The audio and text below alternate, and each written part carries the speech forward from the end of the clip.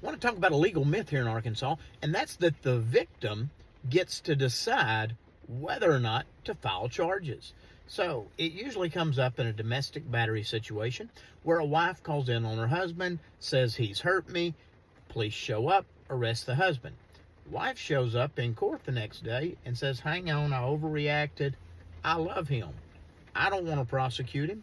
Well, the prosecutor does not have to listen to the victim. I know there's a lot of you saying, well, John, if the victim doesn't want to prosecute, then it's a victimless crime. So, yes, they do have to drop the charges. And they don't. The prosecutors represent society. And the prosecution gets to decide whether or not to continue with these charges. Now, there's a lot of good public policy reasons why. Battered women syndrome, or the fact that maybe, just maybe, the person that battered their spouse also has them terrified, and they're afraid that the battery will continue. But for those of you that think they have to drop the charges, they don't.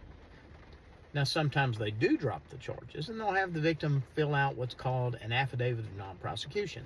But that's more because they have a reluctant witness, not because they have to.